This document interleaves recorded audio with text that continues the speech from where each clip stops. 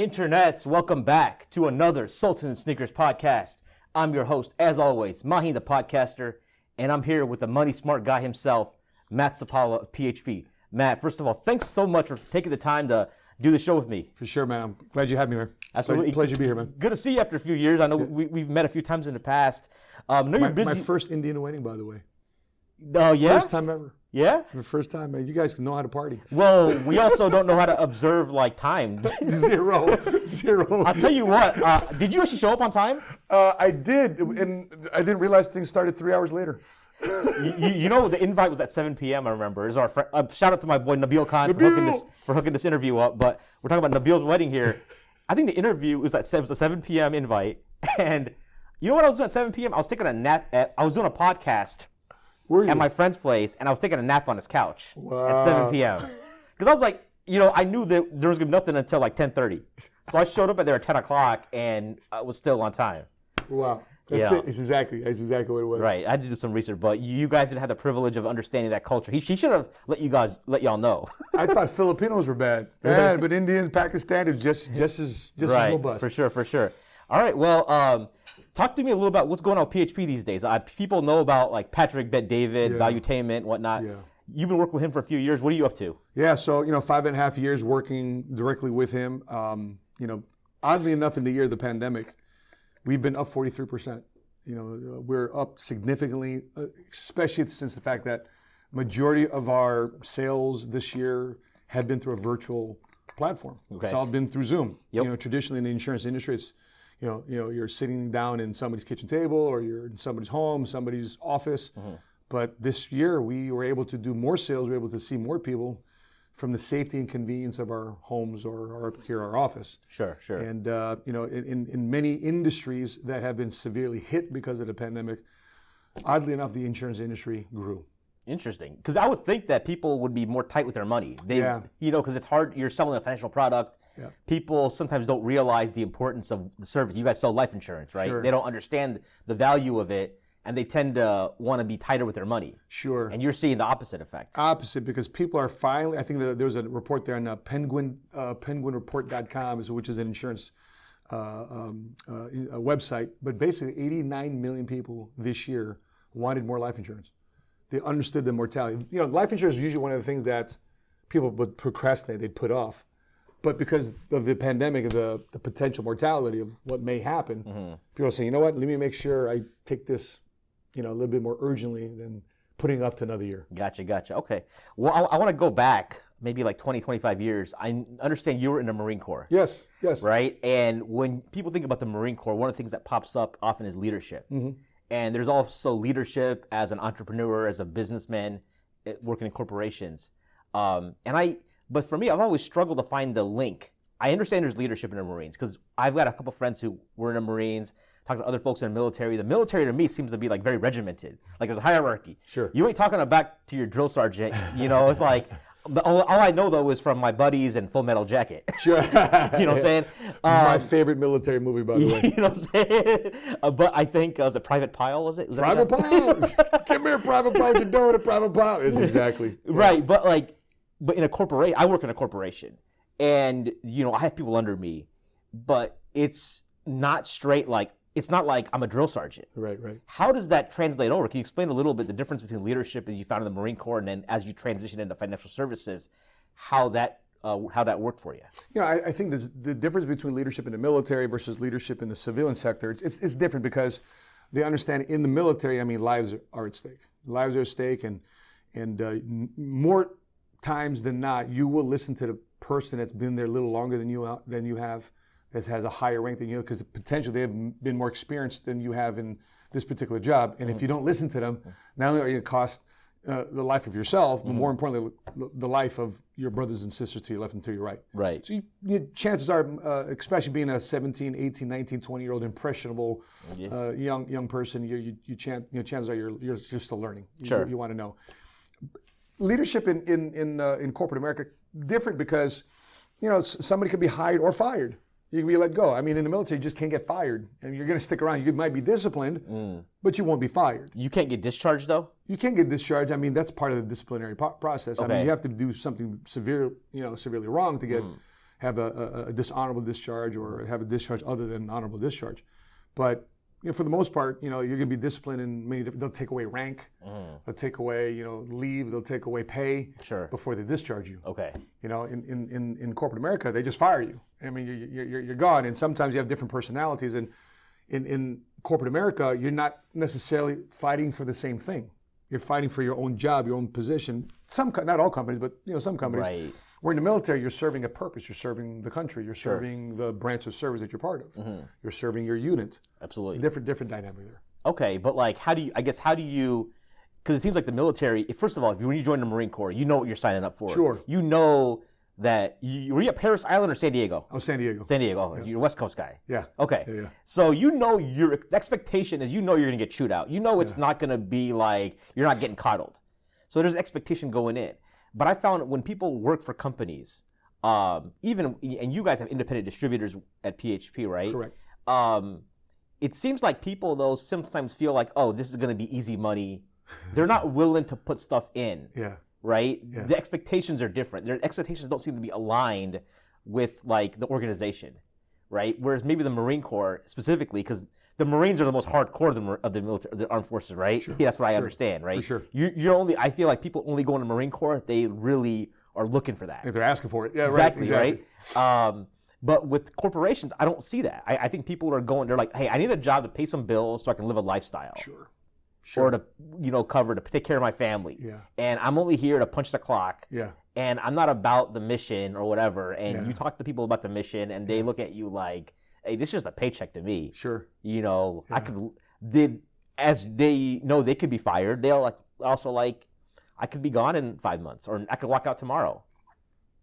I was having this conversation earlier.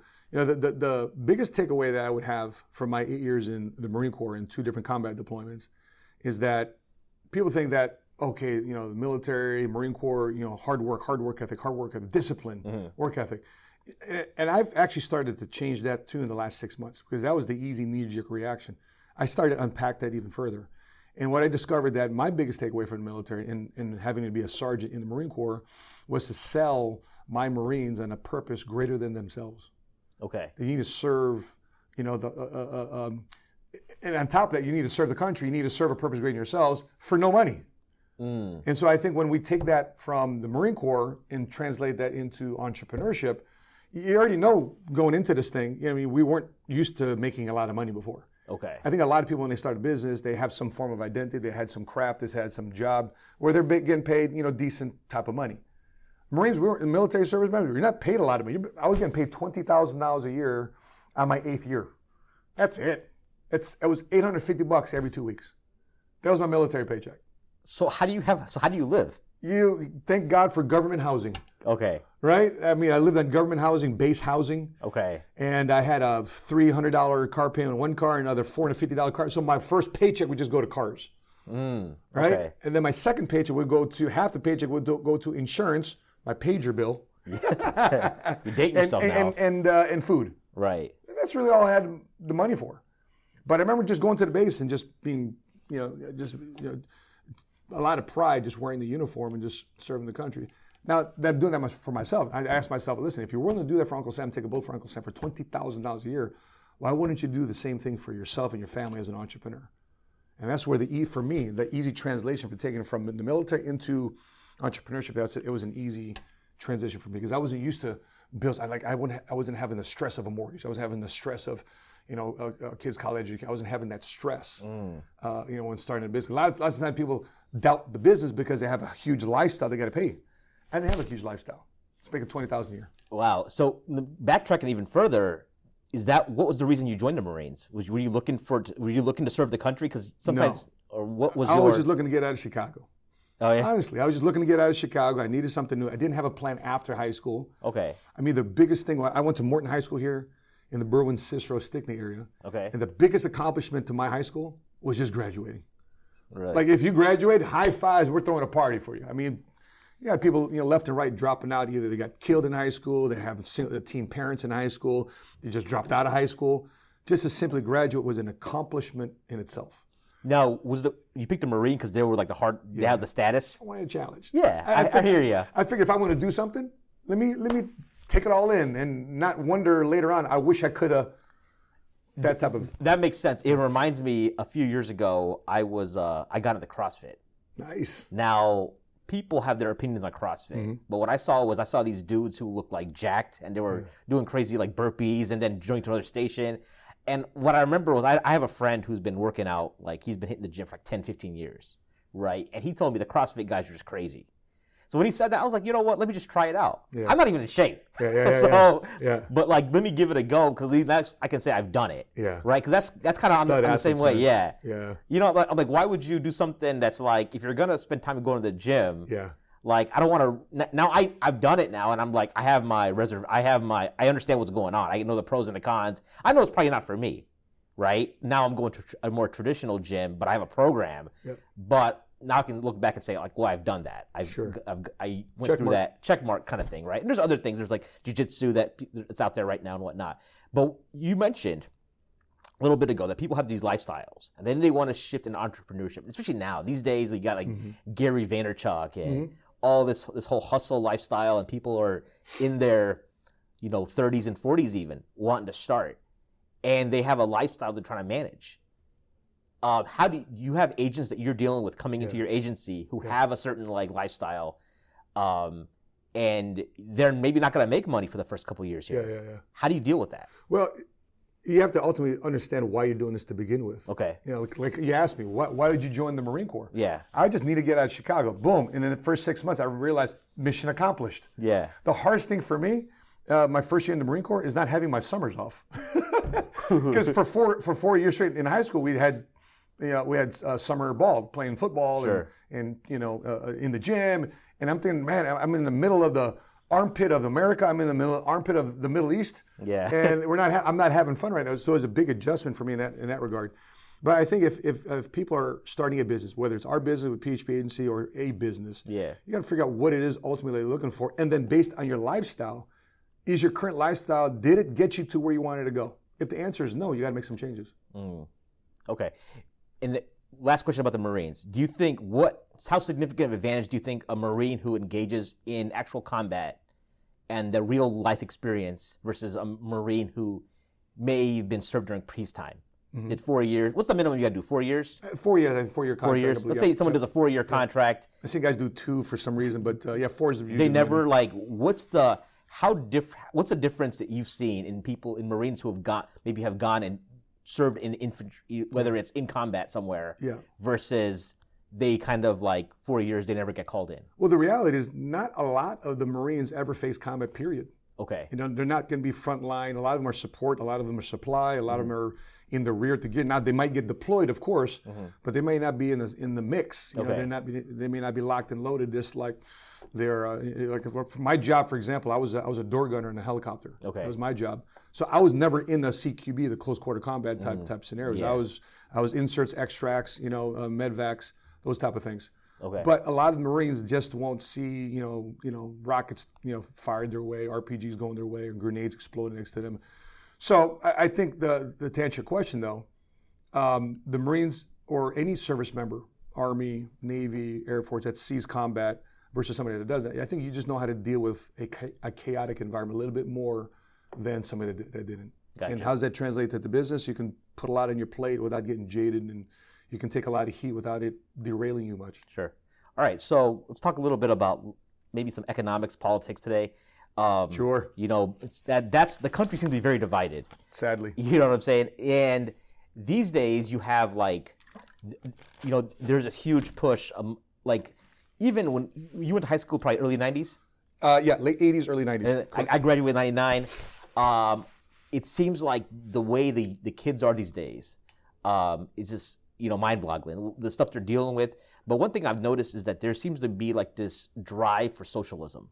Yeah. They want, Bernie Sanders had this huge push, not by people from his age range. It was younger folks. How would you pitch the merits of capitalism? I think when you fight you're in the Marine Corps, you're serving the country. America is a free enterprise system. Sure. So meritocracy. Yeah. How do you pitch the merits of capitalism and free enterprise to a young American who's on the left? Many of them are open Marxists. Yeah. Straight up. Yeah. Yeah. how do you like? But it's funny because some of these marks, they're like dads are like they live in a mansion because their dad's an attorney. Of course, they have zero perspective, right? Right. Or the thing there is when I was broke and had nothing, I was a socialist. when I had nothing going for me, I like free shit. Open the storage locker. Oh my gosh, who opened the storage locker? Let me get this, let me get that, let me get that. And I'm thinking I'm getting over on people. Okay. I'm getting free stuff. I like, by the way, I like free stuff just like anybody else. Right. But then you start making money. Yeah. I mean, we cut a check this year.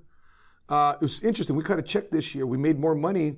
I'm talking about 2019. You were doing this in 2020. But in 2019, we cut a check less than the check we cut pre-Trump Cuts Jobs Act. So we made less money pre that act and paid more than taxes. Okay. Post-Trump Cuts Jobs Act, we made more money, paid less taxes. Okay. And then I'll just say I won't name any names, but let's just somebody in our family members was talking about socialism and this and this and that, and say, hey, by the way, do you know the reason why you're retired? Why? It's because you had an extra $30,000 that we have to pay in taxes. Guess whose pocket that went into? Whose? Yours. It went to your pocket. Okay. We didn't pocket it.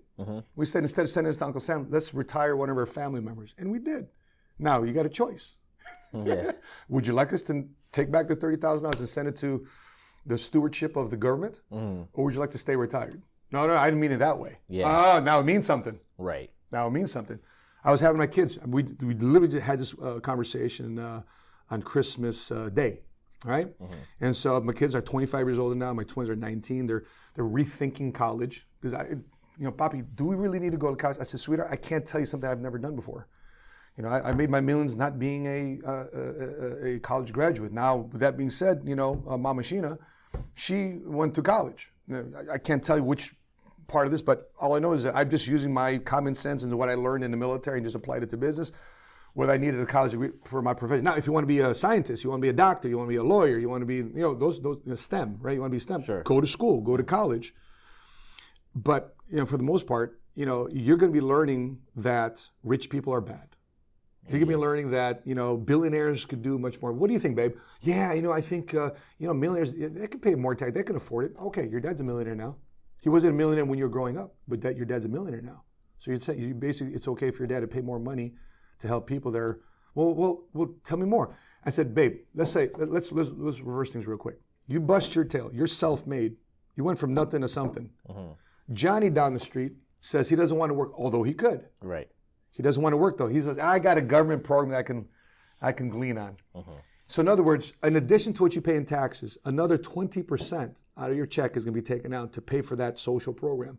So 30-40% of your money now is gone because somebody down the street that's willing and able doesn't want to go to work. They want to play Xbox. They want to do all this crap. Right. How do you feel? She goes, oh, hell no. Well, that's exactly the route that the country is going. How do you feel now? So that's why it's so important for you to vote and understand. I didn't say you need to be a president. I didn't say you need to be a senator. I didn't say you need to be a representative of a certain district. But you just have to understand what's going on in the world. Plato said to not get involved in politics or not to at least understand it means you one day will be ruled by your inferiors. Right. Do you want these inferiors to say you're going to take more of your paycheck to pay for somebody else that's willing and able to go to work or not? Well, that's why your vote matters. That's why you need to get involved somehow, some way. That's what's going on in America. Well, I think one thing that's not being highlighted is philanthropy by millionaires and billionaires. Of course. You don't hear about it too much. Yeah. But then you look at, like, when you work at corporations, you know about social responsibility and things of that sort. But, I mean, people aren't seeing that. I used to work for the government. When I was in college, I worked for the Department of Transportation. And I worked in private corporations, too. Private corporations are just much more efficient. Yeah.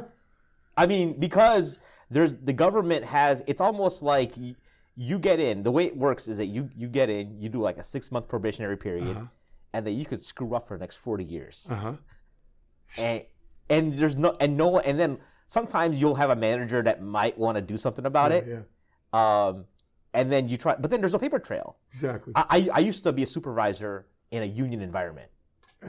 Yeah. So similar get up, right? You try to, all of a sudden you're trying to like get these guys in line, and then there's one guy, he would like tell me my face. He's like, listen, man, I ain't done nothing in 40 years. I'm not doing anything now, and you can't write me up because there's no paper trail on me. He would tell it to my face. He knew it. He's taking advantage of that. It's a system. Right. It's a system, right? So how much of that? So there's like human nature. Some people are like they're geared towards achieving, but some people are just they're like, I'm just gonna try to screw the person. I'm just trying to get what I gotta get. Yeah. You know, there's going to be folks like that, and sadly, and if we continue, I mean, our country was built on what the premise, the Declaration of Independence, life, liberty, and the pursuit of happiness, not the entitlement of happiness. And so, in other words, I believe our founding fathers said, you got to pursue it. If you want happiness, pursue it. It's just not going to land on your lap. Or don't expect somebody to hand you happiness. You got to go out and pursue it. Why? If you put skin in the game, you put your effort, you put skin in the game, guess what? You're going to value that much more. We just went through holidays. We just went through the Christmas. Right. Guess who values the gifts that were given out more? The recipient or the giver? Who do you think? The giver. Exactly. You know why? Because they put skin in the game. Right. They bought it with their money. They wrapped it. They're like, I cannot wait to see the look on their face. And they presented it. Wait for that moment. You like it? You like it? Right. No. Right. Or they liked it. Yeah. And then 3-4 days later, kids receive toys. Pick up your toys. Put it away. Who cares more about it? The parents or the kids? The parents. Why? Skin in the game. You know, when you're looking at, and by the way, for your listeners, I highly recommend you watch this movie, or you read this book by Ayn Rand, who is an economic novelist. He wrote a book called Atlas Shrugged. It's a 3-part DVD series. If you don't want to read a 1,100-page book, it was written in 1947, but it was officially published in 1957. Okay. But it took her 10 years to actually publish because of the backlash you get. And Ayn Rand came from Russia. When her family had their thriving business, and the next thing you know, when the communist regime took over, they shut down the family's business, and they had to leave Russia. And the shocking thing for her that she saw in 1930s, 1940s, is that it was starting to happen in America. 1963? JFK says, don't ask, right? Don't ask what your country can do for you. Ask what you can do for your country. And this is a Democratic president. Right. Fast forward 50, 60 years later. What's the conversation now by the Democratic Party? Don't ask what you can do for your country. Ask what entitlement programs we can vote in to help you. Right, exactly. That message today would not be a Democratic message.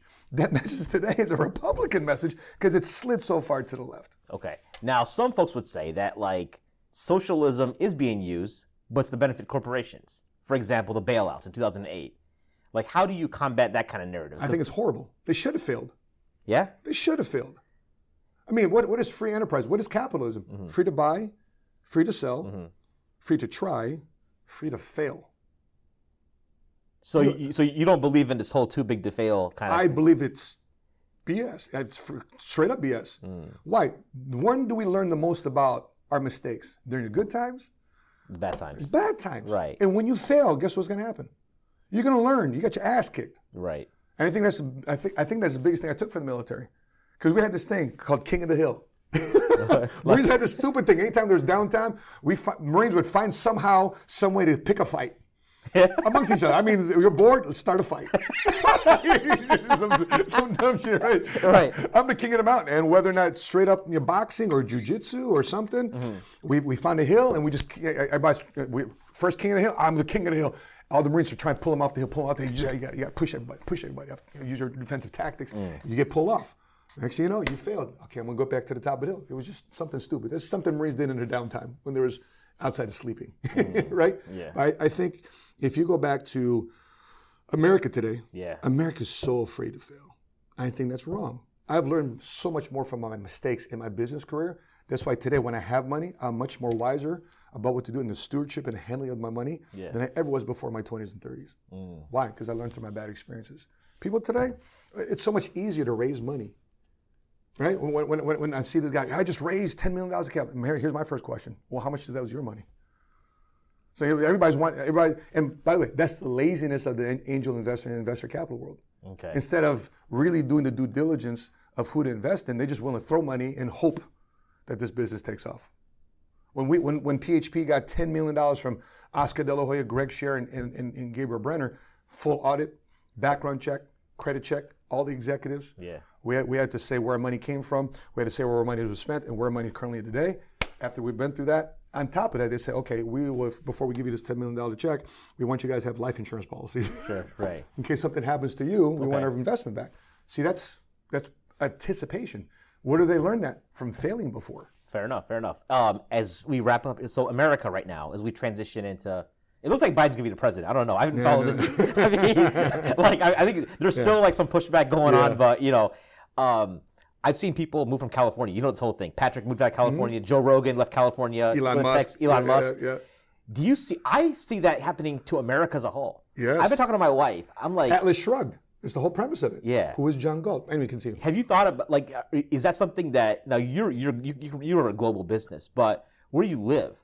I was talking to a guy yesterday. Like in 10 years from now, we're looking at property elsewhere.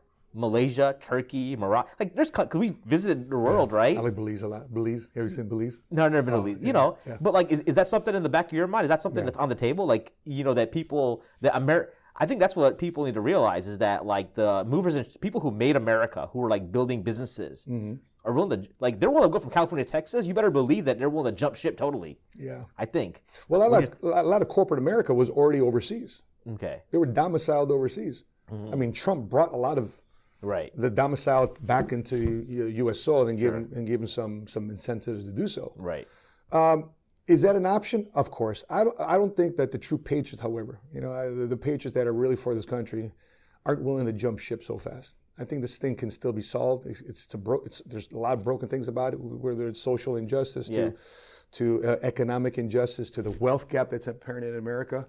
I think right now we have to go through a rebirth of understanding what capitalism and entrepreneurship and going business for yourself. Because who has won throughout 2020? It's been the entrepreneurs. Yeah. It's been the capitalists. Right. The people who has lost so much are people that didn't have a plan B. It's the people that just were stuck with one income source. Right. And then they allow somebody to deem them essential or non-essential. How crappy is that? And thankfully, I've been through 3 recessions and 1 pandemic so far in my 21-year career, going on 22 years in this industry. But every time the industry has had a tough time, thankfully my industry has not only survived but thrived through these type of bad times. Yeah, well, I think about the country though, you look at history, right? We're at what, 250 years? Yeah. The age of the country, roughly. So I mean, that's a lot of most empires. Every empire has its day, right? Yeah. The Roman Empire did, the Ottoman Empire did, the British Empire did. I don't like. It's not gonna go forever. That's what I'm thinking. Maybe it's like England. I've never been there, but I'm sure it's a nice place to live. But it's not the power it was, right? So it's just that's something I'm always thinking about. Like it's like trying to make that right time. As we wrap up here, final question for you: what would you tell 21-year-old Matt, knowing what you know now? Well, I would say also, 20-year-old Matt, you want to make sure that you pick the right people in your life. When it comes to a partner, when it comes to a wife, we met at a wedding, right? Yeah. When it comes to a wife, I got set back 10 years, 15 years because I picked the wrong wife. I chose emotionally. Oh, she looks good, but I didn't use logic, right? There's one thing to sleep with somebody, but it's another thing to say I'm married for you for my commitment, which is for the rest of my life, through thick and thin, good times and bad times, for better, for worse. I believe those. By the way, I believe those vows. If you made those under God, you should stick with that. Yeah, is it tough to stay married to somebody as you grow and you're both human beings? Of course, it's tough, but you got to somewhere along the line, you got to be able to say, do I believe in the words that come out of my mouth? By the way, since you brought that up, a lot of people are struggling with relationship issues these days, right? They're married, you got kids, right? 5. So there's got to be a break, because I think a lot of guys are staying in, or girls for that, gals that are staying in bad marriages because of their kids. It's poor decision. Bad decision. Why? Because what happens when the kids move out? Who are you left with? Well, sometimes that's when they get divorced. They wait for the kids. They'll wait out the kids because they feel like if we do it when the kids are young, it's going to create instability for the kids. Don't use the kids as an excuse. You know what decision you need to make. Don't use the kids as an excuse. Why hide behind your children? You're an adult. You're a grown-ass person. You're a grown man. You're a grown woman. Make a daggone choice. Stick your foot in the ground. Make a decision and rebuild your life. But if that's the reason why, and by the way, I'm not telling that's an easy out, because you made a commitment to get married. Yeah. If you made a commitment to get married, then it's more than just the kids you want to stick with. People forget. People forget. My wife. I love what my wife said. Said, babe, I don't want to spend a lot of money on our wedding, right? Because I felt guilty not spending a lot of money on wedding. I was, babe, I can't afford a lot. But I want to do the right thing. I want to marry you. I want to build a life together. She said, I'd rather invest in the marriage than spend money on a wedding that's lasts for one day. Right. And wow, what a profound, mature thing that came out of her mouth. And so that's the result of me picking. Now, could I have picked a different woman and say, I want this big one? Of course I could have. Right. And then for the next year or two, I'm resenting her. Yeah. And the family is resenting because we raised all this money and things don't go right and the divorce happens. Oh, we did all of this. How could you do all this? We spent all this money and now you're going to get divorced just like that? That's it's like a buddy of mine. He spent $70K on his wedding and he's divorced in 2 years. Forget about it. The return of his, what's your ROI? Pretty bad. With the logic behind it, right? Yeah. But what's more importantly, how do you feel about yourself for the rest of your life? You got to rebuild yourself for the next 10, 15, 20 years. I literally just dealt with a guy last night. We were making phone calls last night with our team. And the moment I spoke hope into his life, that you can pick your life up after divorce. Yeah. And the easiest way for a man to do it is to reestablish himself as a provider again. Right. He lit up.